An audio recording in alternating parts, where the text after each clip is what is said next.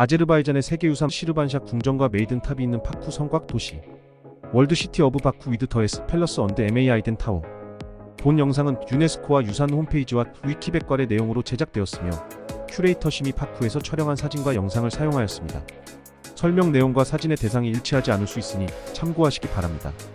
이 답사를 갈 때만 해도 제가 이렇게 유튜브를 할 줄 몰랐기 때문에 영상으로 많이 남겨놓지를 않아서 사진으로만 장소를 정리하려니 쉽지 않네요. 아제르바이잔이라는 나라의 세계유산은 이렇게 관리되고 있고 우리나라의 세계유산과 비교했을 때 어떤 차이점이 있는지 정도만 봐주시면 좋을 듯합니다. 본격적으로 시작하기에 앞서서 간단하게 요약해서 말씀드리자면 바쿠 성곽 도시는 구석기 시대부터 사람들이 살던 지역에 건설되었으며 조로아스터교와 사산 왕조, 아랍, 페르시아 시르바니, 오스만 티르크 제국과 러시아 문화의 영향을 받으며 발전했고 이들 문화의 살아있는 증거를 보여줍니다. 도심 지역인 IS는 12세기에 축조된 방어벽의 대부분을 보존해왔으며 12세기에 지어진 메이든탑은 기원전 6세기와 기원전 7세기에 구축된 초기 구조물 위에 세운 것이다. 15세기에 건설된 시르반샤 궁은 아제르바이잔 건축물의 귀중한 유산 중 하나이다. 세계유산 등재 기준은 4번으로 조로아스터교와 사산 왕조, 아랍, 페르시아 시르바니, 오스만 티르크 제국과 러시아 문화의 영향을 받으며 형성된 바쿠 성곽 도시는 희귀하고 뛰어난 역사 도시의 뛰어난 예라는 가치가 인정받았다. 2000년 12월 시르반샤 궁전과 메이든 탑이 있는 바쿠의 올드시티는 유네스코에 의해 세계유산으로 분류된 아제르바이잔 최초의 문화유산이 되었다. 유네스코는 3년 후인 2003년에 2000년 11월 지진으로 인한 피해, 부실한 보존 및 의심스러운 복원 노력을 이유로 올드시티를 위험에 처한 세계유산 목록에 올렸다. 이후 2009년 유네스코 세계유산위원회는 아제르바이잔이 성벽으로 둘러싸인 도시 바쿠를 보존하려는 노력을 칭찬하고 멸종 위기 목록에서 제외했다. 이제 좀 더 구체적으로 이 세계유산에 대해 알아볼까? 성곽의 역사. 9세기부터 1538년까지 존재했던 옛 시르반 지금의 아제르바이잔의 영토에 있는 바쿠 성곽. 도시는 1585년에 오스만 티르크 제국의 술탄 무라트 3세에 의해 함락되었고 1723년에 러시아에 의해 점령된 후 1783년에 러시아 제국의 일부가 되었다. 러시아인이 들어오면서 구시가지의 전통적인 건축적 모습이 바뀌었다. 19세기와 20세기 초에 바로크와 고딕 양식을 사용하여 많은 유럽 건물이 건축되었다. 세계문화유산 등재를 위해 제한된 유산인 성곽. 도시의 도심은 아제르바이잔에서 얼마 남지 않은 중세 도시 중 하나이다. 이 도시는 미로같이 연결되어 있는 좁은 길과 밀집되어 있는 건물, 작은 정원 등과 같은 중세 도시의 특징을 담고 있다. 서쪽과 북쪽에 남아있는 옛 시가지의 성곽은 12세기에 건설되었고 19세기에 보수되었다. 18세기 후반에 건설된 집들이 좁은 길들을 따라 연결되어 있고 도심 하부의 바다를 향해 있는 지역에는 그 이전 시대의 기념물들이 있다. 유적의 발굴. 2008년 바이드 공원에서 재건축을 진행하던 중 19세기로 거슬러 올라가는 고대 지하도가 발견되었다. 노동자들은 터널을 따라 약 200m를 따라갔지만 물과 미사 덩어리를 만나 멈춰섰다. 동굴에서 찍은 사진으로 판단하면 터널은 매우 견고하게 지어졌으며 터널의 벽, 천장 및 바닥은 흰색 석재로 포장되어 있었다. 노동자들은 또한 소비에트 시대의 동전 몇 개를 발견했는데 이는 그들보다 먼저 터널에 들어간 누군가가 있었음을 말해주는 증거였다. 학자 피탈리 안토노프에 따르면 18세기 후반 바쿠는 혁명운동의 중심지였으며 도시에서 대규모 폭동이 일어날 경우 총독을 구하기 위해 지하도를 팠던 것이었다.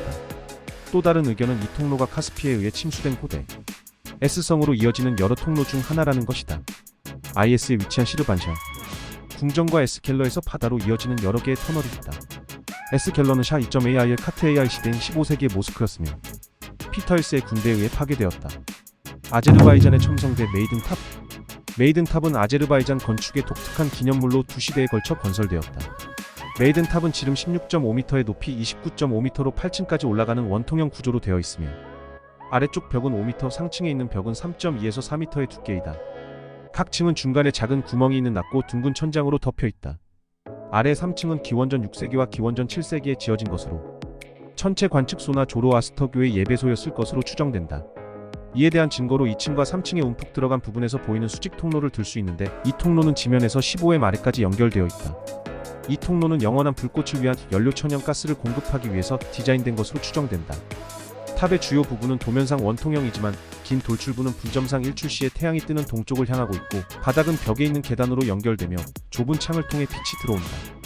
탑의 상층 부분은 12세기로 거슬러 올라갈 수 있으며 12세기의 재건축을 기념하는 쿠베이 메수드인 다우드의 고대 아라비아 명문이 있다.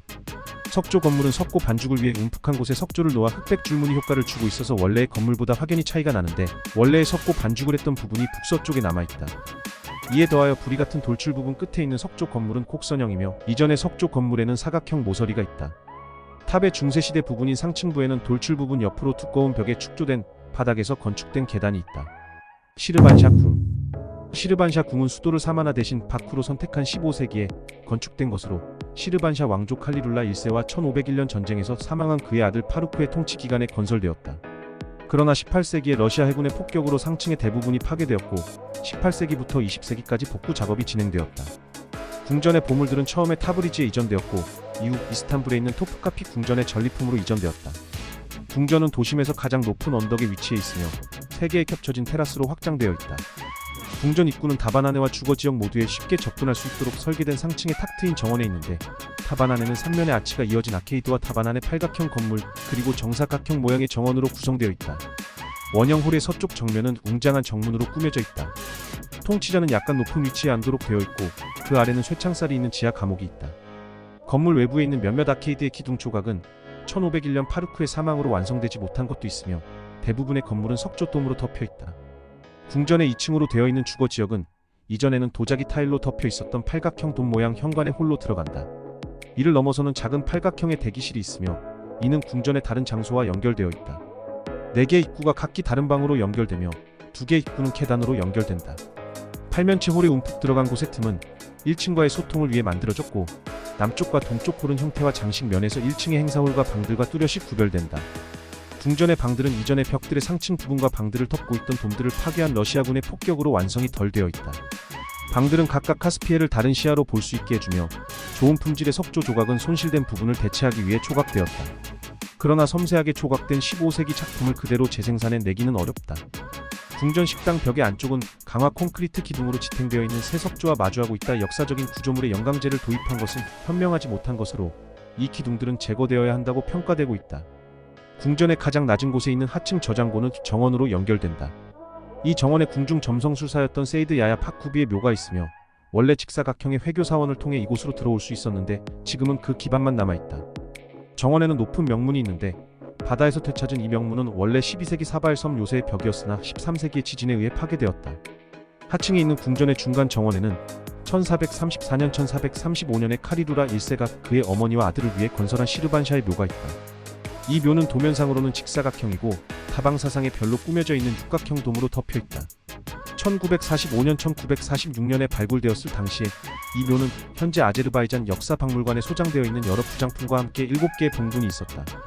직각 부분에는 1441년에 회교사원이 있으며 이는 19세기의 간단한 석회 반죽 작업으로 만들어진 돔으로 되어 있다. 거기에는 몇몇의 보조방과 함께 2개의 기도홀이 있다. 이 회교사원의 입구는 3곳에 있는데 북쪽에 있는 중앙 출입구는 웅장한 정문이 있고 그 양면에는 신발을 놓기 위한 반원형 모양의 움푹 들어간 곳이 있다. 궁전의 여러 다른 곳들과 마찬가지로 회교사원의 석조 지붕에서 물이 새는 것은 문제가 되고 있다. 궁전의 가장 아래층에는 1939년에 포도원을 발굴하면서 발견된 궁전 목욕탕의 폐허가 있다. 도면은 2개의 커다란 직사각형 구조물에 4개의 기둥으로 작은 부분이 나뉘어 있으며 지하 통로를 통해 목욕탕까지 갈 수 있는 증기를 만들어 내기 위한 별도의 가마가 있었다. 시르반샤 궁의 동쪽 정문은 이 단지의 다른 부분보다 늦은 16세기에 세워졌다. 이 상층 부분은 아라비아어로 건축 날짜인 1585년 1586년과 이 건설을 명령한 왕의 이름이 새겨진 명문으로 꾸며졌는데 명문의 각 옆면에는 장미 모양의 식물 장식이 있다. 완충 지역에 있는 황제시대의 도시, 도심의 바깥에 있다.